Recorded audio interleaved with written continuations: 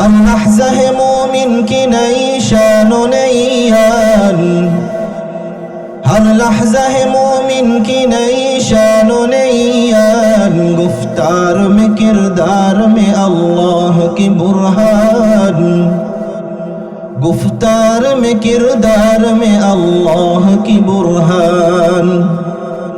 गफ्फारी क़ह्हारी क़ुद्दूस जबरू, गफ्फारी क़ह्हारी क़ुद्दूस जबरूत। ये चारों अनासिर हो तो बनता है मुसलमान, ये चारों अनासिर हो तो बनता है मुसलमान। हमसाये जिब्रील अमी बंदे खाकी, हमसाये जिब्रील अमी बंदे खाकी। है उसका नशीमन न बुखारा न बदख्शा, है उसका नशीमन न बुखारा न बदख्शा। ये राज़ो किसी को नहीं मालूम के मोमिन क़ारी नज़र आता है हकीकत में है क़ुरआन, क़ारी नज़र आता है हकीकत में है क़ुरआन। আল্লাহ রব্বুল আলামিন আমাদেরকে এই মজলিসে যে আসবার এবং বসবার তৌফিক দান করেছেন, এতে আপনারা খুশি না বেজার? খুশি কারা কারা হাত উঠায় দেখায় আল্লাহ রব্বুল আলামিনকে। মাশাআল্লাহ, আল্লাহ আমাদেরকে এবং আমাদের হাতকে কবুল করেন, বলেন আমিন।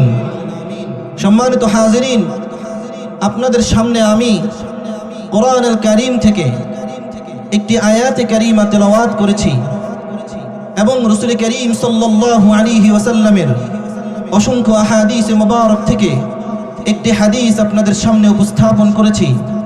আল্লাহ জাল্লে জালালুহু যদি আমাকে তৌফিক দান করেন, তাহলে আমি আপনাদের সামনে ওই আয়াতের উপর এবং কয়েকটি হাদিসের উপর আলোচনা সংক্ষিপ্তভাবে করে আপনাদের কাছ থেকে বিদায় নিব। আল্লাহ রব্বুল আলামিন আমাকে ইখলাসের সাথে কথা বলবার এবং আপনাদেরকে আমল করার তৌফিক দান করলে রব্বে কারীম আমাদেরকে ইনশাআল্লাহ কবুল করবেন। আল্লাহ যদি কবুল করেন তাহলে আমাদের জীবন সফল হয়ে যাবে, কথা বলেন ঠিক কিনা? সম্মানিত হাজিরিন, আপনাদের সামনে 28তম পারার সূরাতুল জুমাহ এর একটি আয়াত আপনাদের সামনে তেলাওয়াত করেছি।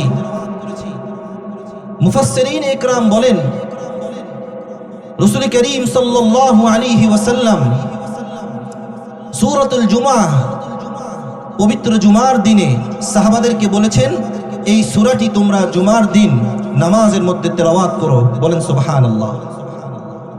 তাফসীরবিদগণ বলেছেন, এই সূরাতুল জুমাহ কোন ব্যক্তি যদি প্রতিদিন রাত্রে একবার করে পড়ে, আল্লাহ রাব্বুল আলামিন তার গুনাহগুলো ক্ষমা করে দিবেন, বলেন সুবহানাল্লাহ।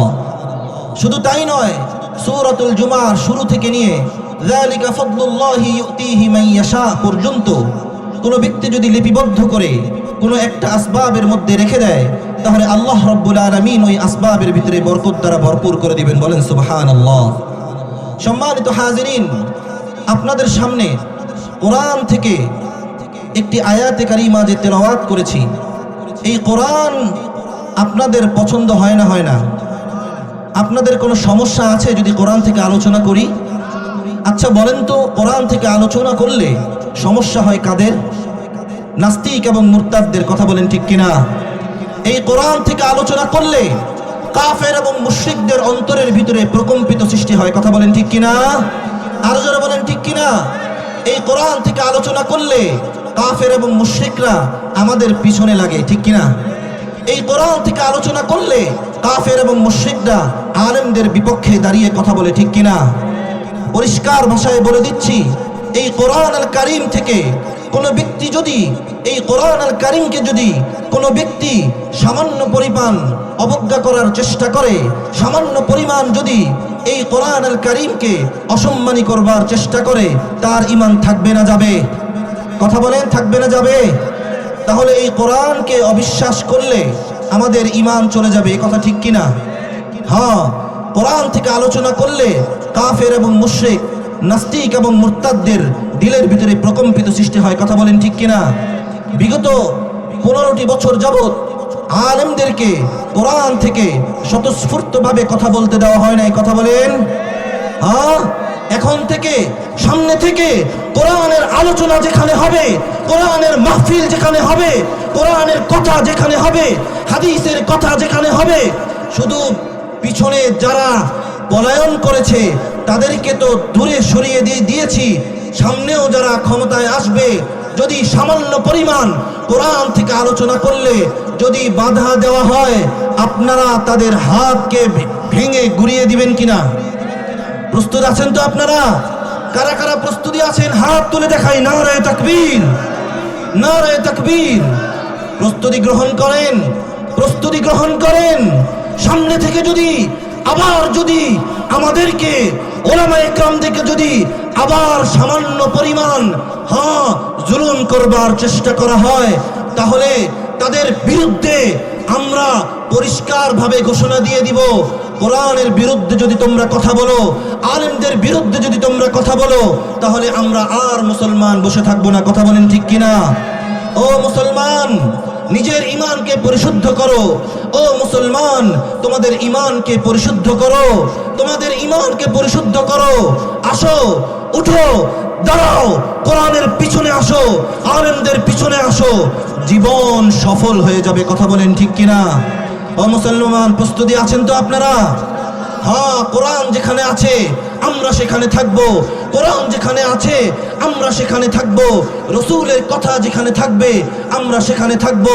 রসূলের বিপক্ষে যারা দাঁড়াবে, কোনো নেতাকে মানবো না, কোনো খেতাকে মানবো না, কোনো এমপিকে মানবো না, কোনো মন্ত্রীকে মানবো না, কোনো পিশাবকে মানবো না।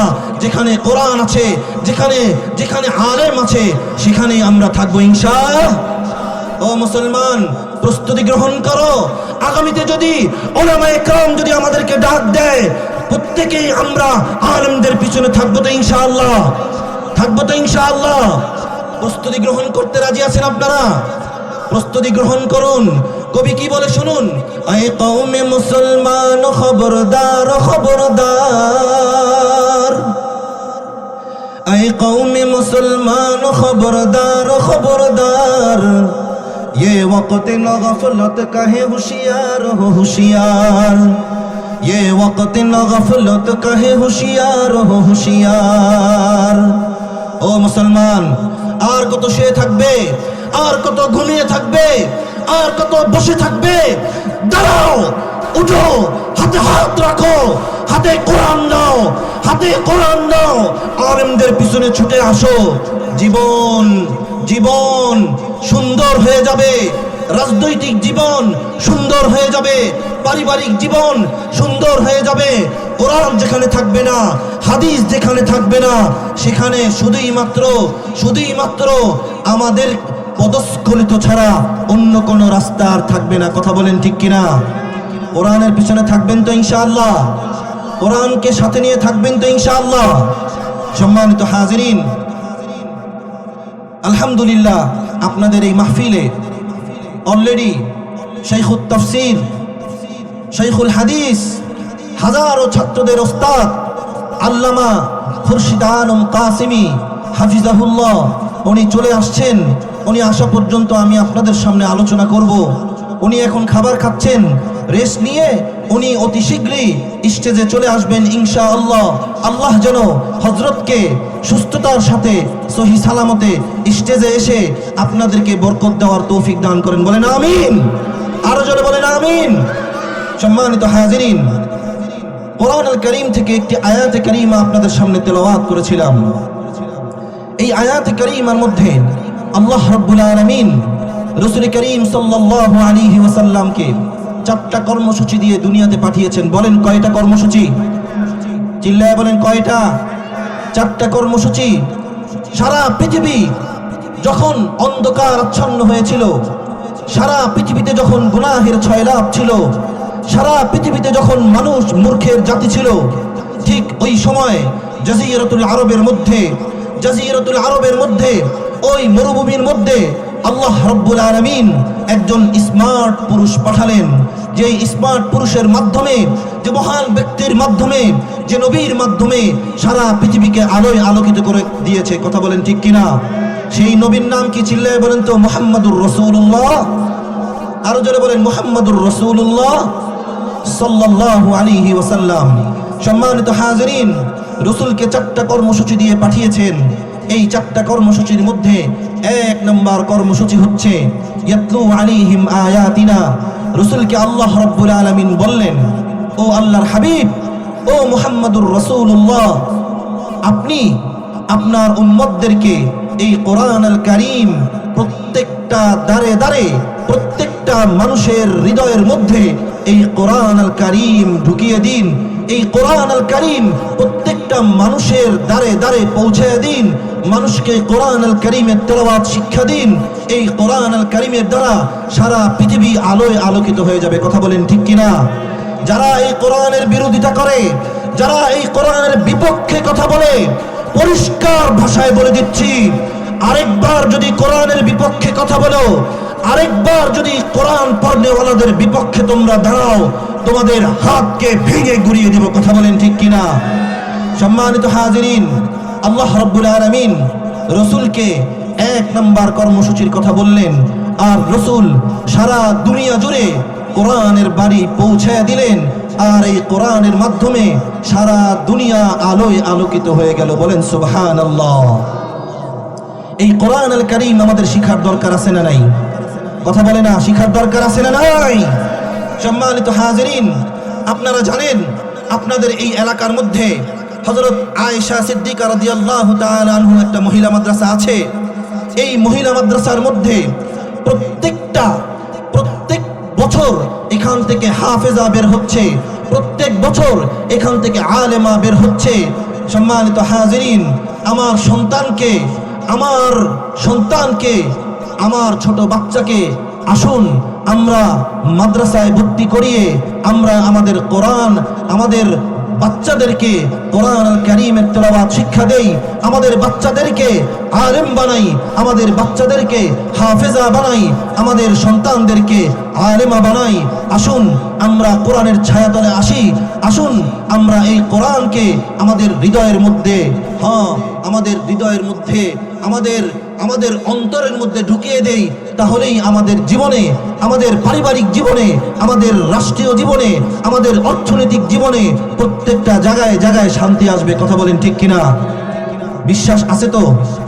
সম্মানিত হাজিরিন, তার মানে বোঝা গেল রাসূলকে আল্লাহ রাব্বুল আলামিন সর্বপ্রথম এই কোরআন আল কারীমের তেলাওয়াত শিখিয়ে রাসূলকে বলেছেন সারা দুনিয়ায় আলোকিত করতে, সারা দুনিয়ায় আলো ছড়িয়ে দিতে।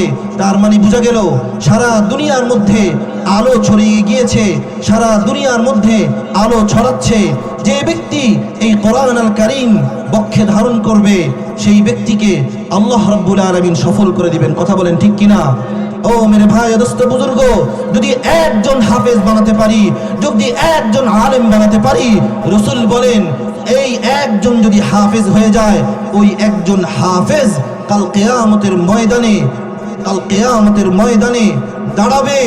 আর তাদের পিতামাতাকে ডাকা হবে, তাদের পিতামাতাকে আল্লাহ রাব্বুল আলামিন এমন নূরের টুপি পরাবে, যেই নূরের টুপির ব্যাপারে রাসূল বলেছেন আহসানুহু মিন দাউইশ শামস। বলে ওই সূর্যের চাইতে, ওই যে সূর্য দেখো, ওই সূর্যের চাইতে হাজার হাজার কোটি কোটি গুণ নূরে নূরান্বিত হবে, নূরে নূরান্বিত হবে ওই মুকুট। আর কাল কিয়ামতের ময়দানে আমাদের সন্তানকে যদি আমরা আলেম বানাই, হাফেজ বানিয়ে দেই, তাহলে তাদের পিতামাতাকে আল্লাহ রাব্বুল আলামিন নূরের টুপি পরাবেন। বলেন সুবহানাল্লাহ। এই নূরের টুপি পড়তে চান কারা কারা? হাত উঠায় দেখান। নারায়ে তাকবীর, নারায়ে তাকবীর। আল্লাহ রাব্বুল আলামিন আমাদের প্রত্যেককে নূরের টুপি পরার তৌফিক দান করেন। বলেন আমিন।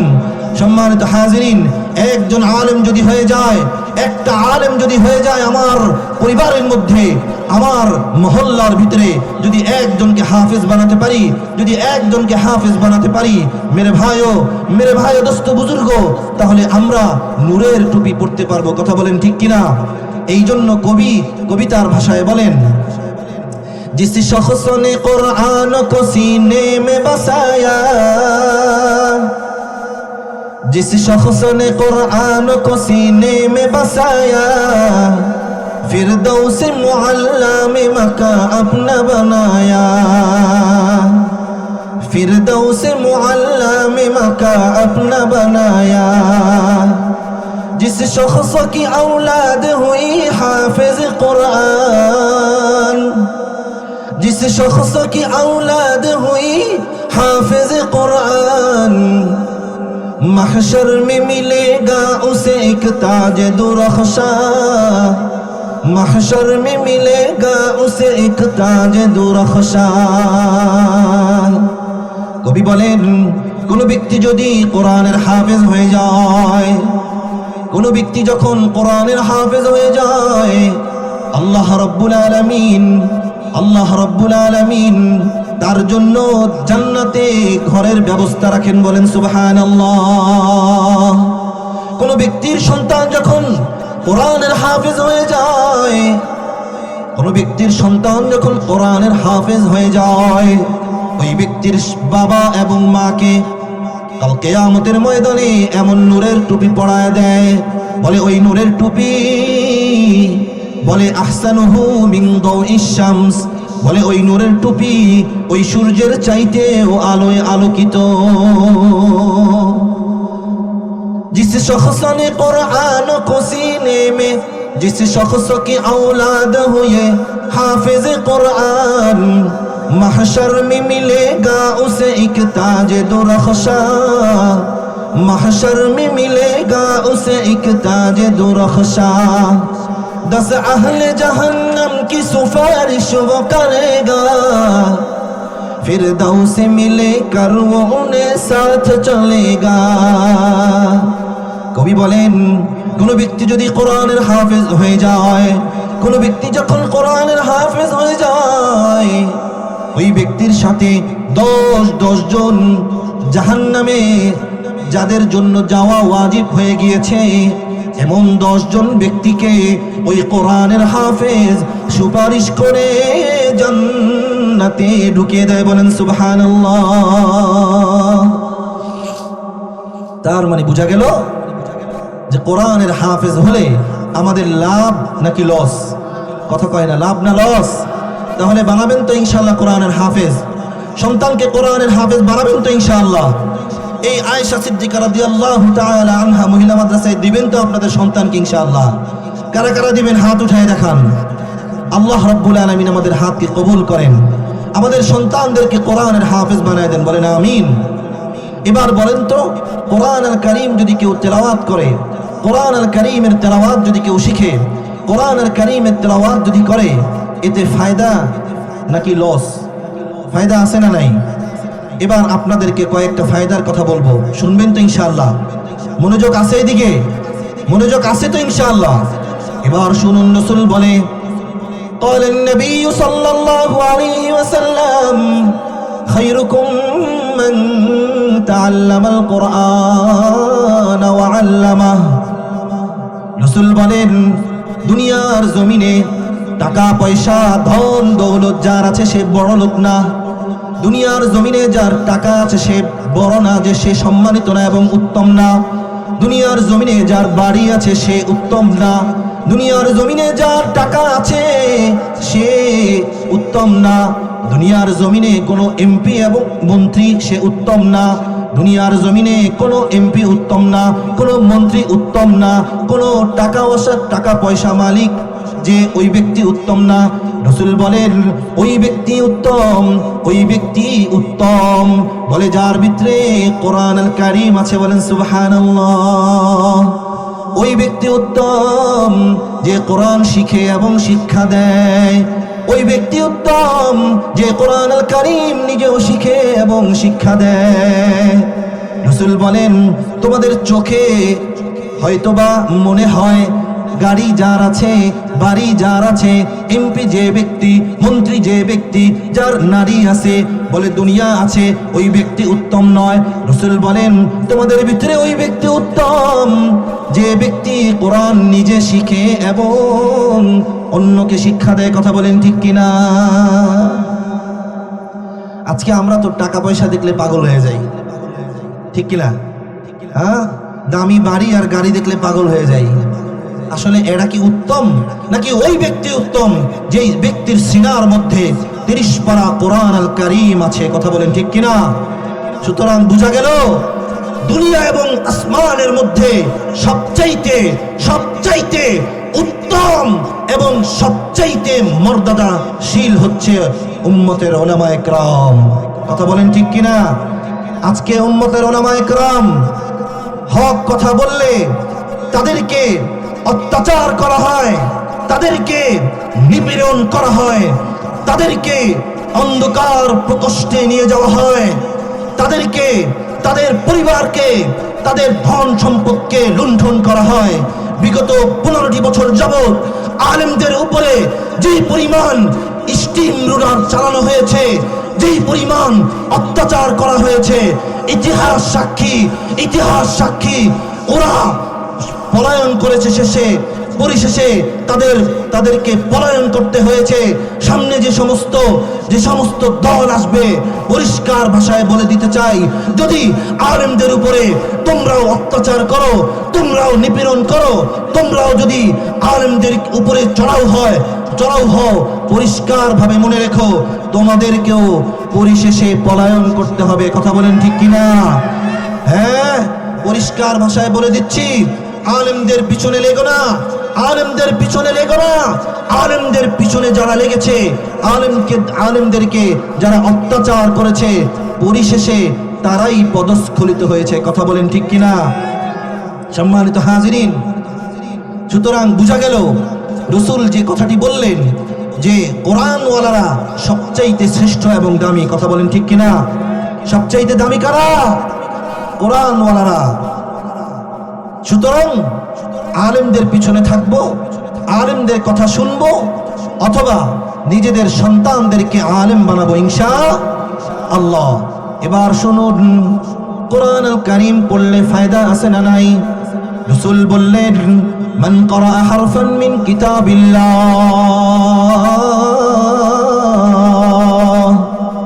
ফালাহু বিহি হাসানাহ ওয়াল হাসানাতু বিআশরি আমসালিহা লা আকুলু আলিফ লাম মিম হারফুন ওয়ালাকিন আলিফুন হারফুন ওয়া লামুন হারফুন ওয়া মিমুন হারফুন। রাসূল বলেন, কোন ব্যক্তি যদি বুঝে কোরআন পড়ে, কোন ব্যক্তি যদি কোরআন নাও বুঝে কোরআন দেখে দেখে বলে, কোন ব্যক্তি যখন কোরআনের হাফেজ হয়, কোন ব্যক্তি যখন কোরআনের হাফেজ নাও হতে পারে, বলে কোন ব্যক্তি যখন কোরআন দেখে দেখে পড়ে, বলে আমি তো দেখে জানি না, বলে কোরআন দেখে যদি নাও পড়তে পারেন, শুধুই মাত্র চক্ষু দিয়ে নজর করবেন, যদি নজর করে পড়তে না পারেন, তাহলে আঙ্গুল দিয়ে কোরআন আল কারীমের উপর হাত বুলাবেন। রাসূল বলেন, কোরআন আল কারীম তেলাওয়াত করলে, রাসূল বললেন, কোরআন আল কারীম তেলাওয়াত করলে প্রত্যেকটা শব্দে নয়, প্রত্যেকটা হরফে আল্লাহ রাব্বুল আলামিন 10টি করে ওই ব্যক্তির আমলনামায় সওয়াব দিতে থাকবেন। বলে কাল কিয়ামতের ময়দানে আল্লাহ রাব্বুল আলামিন এক একটা নেকির বদলে 10টা নেকি দান করবে। কোন হাদিসে আছে, বলে 10টা নয়, 20টা নয়, 30টা নয়, বলে 70 গুণ আল্লাহ রাব্বুল আলামিন সওয়াব এবং জাযা দিতে থাকবেন। বলেন সুবহানাল্লাহ। কাল কিয়ামতের ময়দানে আমরা চালাক হয়ে যাব। চালাক কি হব? চালাক হয়ে যাব। আমরা বলবো, আল্লাহ, আপনি না আপনার কোরআনে বলেছেন, আল্লাহু ইয়ারযুকু মান ইয়াশাউ বিগাইরি হিসাব। ওগো আল্লাহ, আপনি না বলেছেন আপনি বান্দাকে দেওয়ার সময় কোনো হিসাব করবেন না, আপনার খাজানা থেকে বান্দাকে দিতে থাকলে সামান্য পরিমাণ কমতি হবে না। বুঝে থাকলে বলুন তো, মহান রব্বুল আলামিন যদি আমাদেরকে দিতে থাকেন, তার খাজানা থেকে কিঞ্চিত পরিমাণ কমতি হবে কিনা? কিঞ্চিত পরিমাণ কমতি হবে না। এই বিশ্বাস আছে তো? বিশ্বাস আছে তো? মহান মালিককে, সবচাইতে বড় মালিককে, আল্লাহ রব্বুল আলামিনের ইবাদত ছাড়া বান্দার ইবাদত করা যাবে? আল্লাহ রাব্বুল আলামিনের কাছে যেই পরিমাণ খাজানা আছে, খাজানা ভরপুর আছে, কোন মানুষের এই পরিমাণ আছে? সবচাইতে মহান মালিক কে? সবচাইতে বড় কে? নেতা বড়? কথা কয় না? নেতা বড়? এমপি বড়? মন্ত্রী বড়? কোন মানুষ বড়? কোন পীর সাহেব? কোন হুজুর? সবচাইতে মহান এবং মালিক কে? সবচাইতে বড় কে? যার খাজানার ভিতরে কোনো কমতি নাই, তিনি কে? पालता है बीज को मिट्टी को तारीकी में कौन, पालता है बीज को मिट्टी को तारीकी में कौन, कौन दरियाओं की मौजों से उठाता है सहाब, कौन दरियाओं की मौजों से उठाता है सहाब। কবি কি বলেন জানেন? কবি বলতেছে, বলো দেখি, ওই যে বীজ দেখো, চারা দেখো, চারা চারা, ওই বীজ এবং চারা যখন ওই মাটির নিচে আমরা পুঁতে দেই, ওই মাটির নিচ থেকে গাছ কে উত্তোলন করে? চিল্লায় বলেন, কে উত্তোলন করে? আল্লাহ রাব্বুল আলামিন উত্তোলন করে। ওই যে মেঘ দেখতেছেন, এই মেঘ কে দেয়? আল্লাহর উপর বিশ্বাস আছে তো? তাহলে এবার বুঝে থাকলে বলুন, আল্লাহ যদি আমাদেরকে কোরআন আল কারীমে তেলাওয়াত করলে একটা নেকি দেন, আবার এই নেকির বদৌলতে কাল কিয়ামতের ময়দানে 10টা নেকি দ্বারা জাযা দিয়ে 10টা নেকি আরো দেন, এর উপরে 70টা দেন, আচ্ছা এই 70-এর উপরে কি আল্লাহর দেওয়ার ক্ষমতা নাই? বিশ্বাস আছে তো? কার কার বিশ্বাস আছে হাত উঠান তো। মাশাআল্লাহ মাশাআল্লাহ, হাত নামান। তার মানে কাল কিয়ামতের ময়দানে আল্লাহ রাব্বুল আলামিনকে আমরা বলবো, ওগো মালিক 10টা নেকি দিয়েছেন, আমাদের মন ভরে নাই, 70টা নেকি দিবেন, আমাদের মন ভরে নাই। বলে কিভাবে মন ভরবে? আমরা বলবো, ওয়াল্লাহু ইয়ারযুকু মান ইয়াশাউ বিগাইরি হিসাব।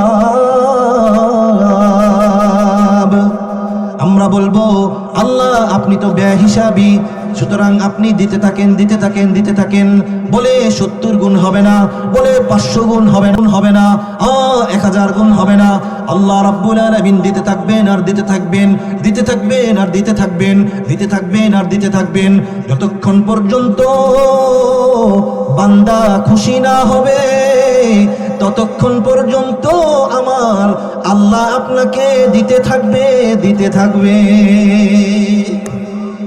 বিশ্বাস আছে তো ইনশাআল্লাহ? আছে তো বিশ্বাস ইনশাআল্লাহ?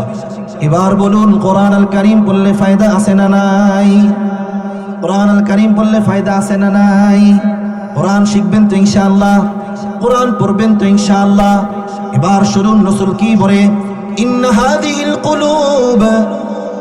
হাদিহিল কুলুব তাসদাউ কামা ইয়াসদাউল হাদীদ ইযা আসাবাহুল মা কিলা ওয়া মা জিলাউহা ইয়া রাসূলুল্লাহ। এবার রাসূল বললেন, গুনাহের কারণে কি তোমাদের অন্তর কালো হয়ে গিয়েছে? গুনাহের কারণে কি তোমাদের অন্তর নষ্ট হয়ে গিয়েছে? গুনাহের কারণে কি তোমাদের অন্তর অপবিত্র হয়ে গিয়েছে? এবার রাসূল ঘোষণা দিয়ে বললেন সাহাবাদেরকে, ও আমার সাহাবীরা শোনো, মনোযোগ দিয়ে শোনো, ইন্না হাদিহিল কুলুব তাসদাউ কামা ইয়াসদাউল হাদীদ। গুনাহের কারণে প্রত্যেকটা মানুষের অন্তর নষ্ট হয়ে যায়, প্রত্যেকটা মানুষের কলব নষ্ট হয়ে যায়, প্রত্যেকটা মানুষের কলব নষ্ট হয়ে যায়, অপবিত্র হয়ে যায়। বলে, জানুনি জানুনি, লোহার মধ্যে যখন পানি পড়ে, লোহার মধ্যে যখন পানি পড়ে সেই লোহা জং ধরে যায়। কথা বলেন ঠিক কিনা? হ্যাঁ, আপনারা জানেন কিনা লোহার মধ্যে যদি পানি পড়ে সেই লোহা কয়দিন পরে জং ধরে না? ধরে না? কথা কয় না? ধরে না? ধরে না? কয়দিন পরে জং ধরে যায়, কয়দিন পরে জং ধরে যায়। রাসূল সাহাবাদেরকে ডেকে ডেকে বলেন, হ্যাঁ তোমরা শোনো, গুনাহের কারণে যখন তোমাদের কলব নষ্ট হয়ে যাবে, যখন তোমাদের কলবের মধ্যে জং ধরবে, রাসূল ঘোষণা দিয়ে বলেন তখন তোমাদের অন্তরগুলো নষ্ট হয়ে যাবে গুনাহর কারণে। এবার সাহাবীরা রাসূলকে প্রশ্ন করলেন, ইয়া রাসূলুল্লাহ, ইয়া রাসূলুল্লাহ, ওয়ামা জিলাউহা, ও আল্লাহর হাবিব, বুঝলাম তো ওই লোহার মধ্যে পানি পড়লে জং ধরে যায়, লোহার মধ্যে পানি পড়লে জং ধরে যায় কয়দিন পরে। হ্যাঁ আমাদের অন্তরও গুনাহের কারণে জং ধরে যাবে, আমাদের অন্তরও কয়দিন পরে লোহা গুনার কারণে নষ্ট হয়ে যাবে। ইয়া রাসূলুল্লাহ, এবার বলে দিন আমাদের কলবকে কিভাবে সুন্দর করব। লোহার মধ্যে জং ধরলে ঘষা মাজা করার কারণে পরিষ্কার হয়ে যায় না, হয়ে যায় না? পরিষ্কার হয়ে যায়। হ্যাঁ, লোহার মধ্যে যখন কামার বাইরি করে, যখন কামার ঘষা দেয় আগুনে পোড়ায়, বলে যখন ঘষা দেয় এবং আগুনে পোড়ায় একটা সময় সেই লোহা পরিষ্কার হয়ে যায়, চকচক চকচক করে।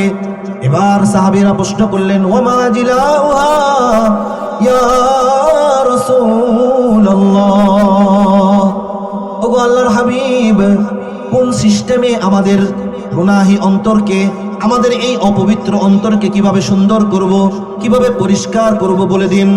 রাসূল বললেন, দুইটা কর্মসূচি পালন করলে তোমাদের অন্তর পরিষ্কার হয়ে যাবে, তোমাদের অন্তর সুন্দর হয়ে যাবে, তোমাদের অন্তরের ভিতরে সুকুন আসবে, তোমাদের দিলগুলো সুন্দর হয়ে যাবে, তোমাদের জীবন শুদ্ধ হয়ে যাবে। বলে দুইটা জিনিস কি? এবার রাসূল ঘোষণা দিয়ে বললেন, ক্বালা কাসরাতু যিকরিল মাউত, বলে দুইটা কর্মসূচির মধ্যে এক নম্বর কর্মসূচি, বেশি বেশি কোনো বান্দা এবং বান্দি মৌতের কথা স্মরণ করে, মৌতের কথা স্মরণ করে, আল্লাহর কথা স্মরণ করে, আল্লাহকে মনে মনে ভয় পায়, আল্লাহর কথা স্মরণ করে। বলে স্মরণ করার সাথে সাথে আল্লাহ রাব্বুল আলামিন তার অন্তর পরিষ্কার করতে থাকে। বলেন সুবহানাল্লাহ।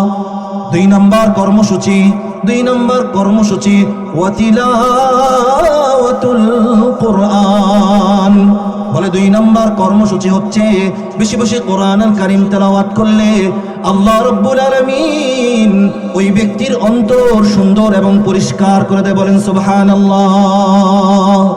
সুতরাং বেশি বেশি কোরআনুল কারীম তেলাওয়াত করবেন তো ইনশাআল্লাহ, আলেমদের পিছনে থাকবেন তো ইনশাআল্লাহ, আলেম ওলামাদের পিছনে থাকবেন তো ইনশাআল্লাহ।